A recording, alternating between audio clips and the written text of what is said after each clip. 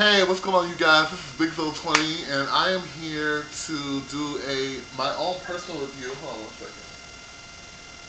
Oops, somebody was outside. Yeah, I'm about to go out. That's why you see the get up.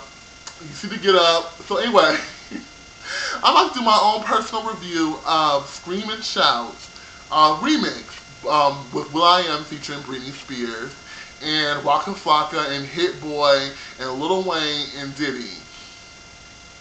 Okay, before I go into it, please let me just go ahead and talk about the positives. The original Scream and Shout with will.i.am featuring Brittney Spears, I felt like was a great song. I have it. I play it in my car when I go out. I hear it everywhere. It was #1 in a lot of countries. It was a great fucking song, and I loved it. The video was awesome. The video was awesome. The dancers were serving it. will.i.am, Miss will.i.am was serving it. And Brittney, yes, Brittney, we need more driving you, yes. Brittney was giving it, honey, she was giving it, okay? Brittney was going there, and I was like, Brittney, yes, she was giving me life.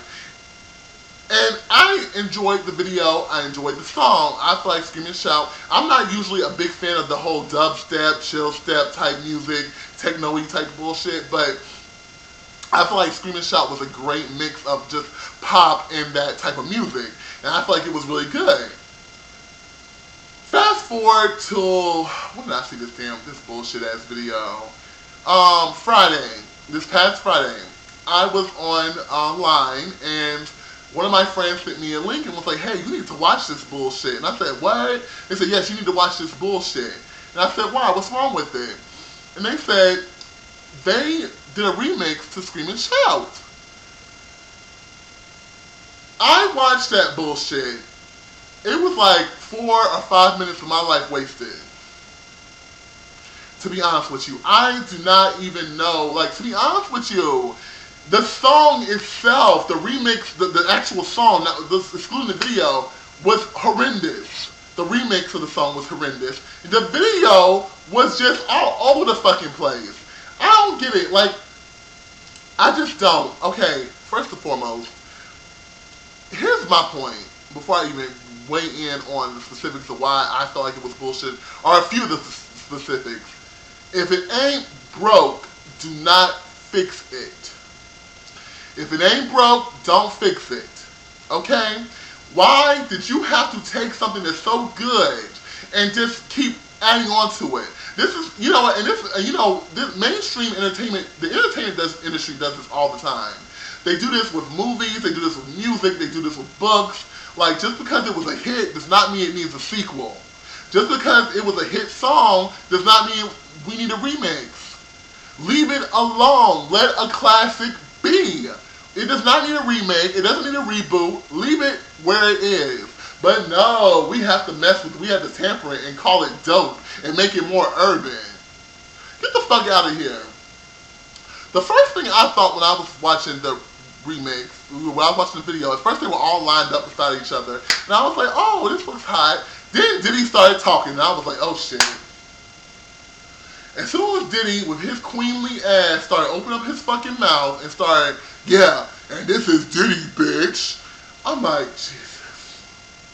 Diddy, why are you here? Why the fuck are you here?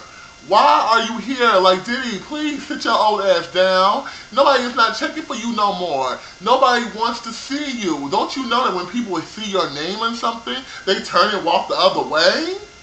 Isn't that enough indication that nobody isn't too much here for your presence, for your indication? Nobody don't care? Diddy, people have stopped caring about you since your last good artist. Which is the reason what you do. You ride on the backs of your good artists. That's all you do. I'm sorry, I had to unbutton this. This is bothering me. Woo! But I didn't realize I had zipped that up too high. Anyway, so Diddy, nobody's not here for your shit, your shenanigans, your antics. We've seen the dance, and we paid it and sent it back to sender. Okay, we've seen your little dance and shit, bitch. Take that on somewhere. That was played in the 90s when you first started doing that shit. So anyway, then this dude named Hitboy. This dude appears on the screen, and he says his little 1-2 lines, and the music starts, and I'm like, who the fuck is that? And why is he featured on this song? And so I looked it up, and his name is Hitboy. And so I immediately thought, oh my gosh, I have no idea who that is. So I had to look it up, and he produces beats and rap beats, and he produced the beat for Niggas in Paris, which I actually like that song. But like most great producers, you need to stay your ass behind the fucking scenes. Now, I feel like if you're not contributing to the actual lyrics of the song, why are you in the video?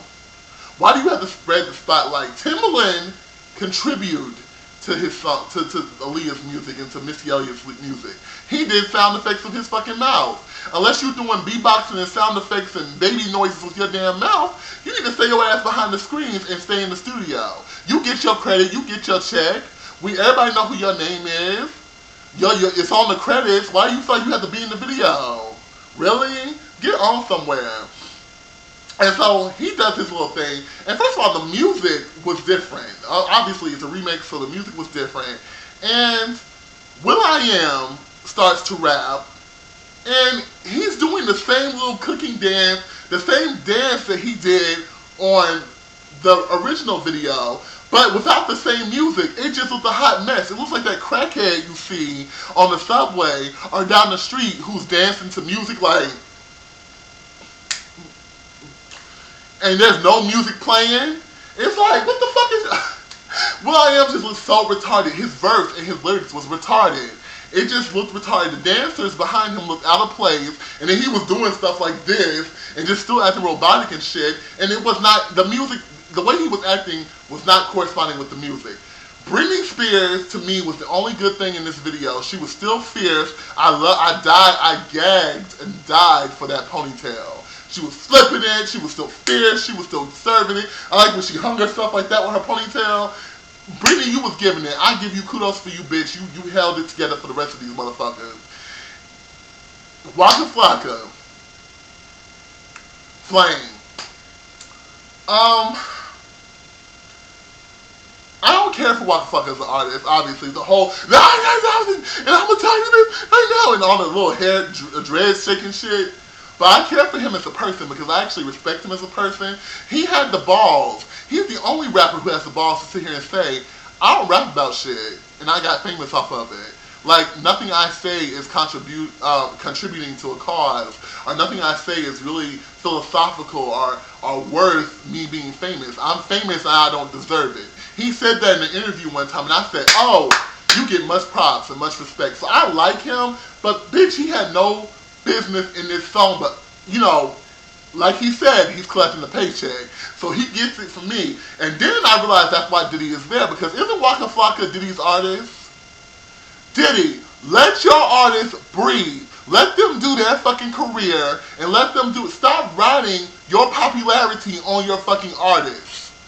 Okay? Let them do their own shit. You just like that old ass, uncle or that old ass grandparent that try to go clubbing with your fucking nieces and grandkids and nephews. Like, bitch, stop it. Stop. And free Cassie.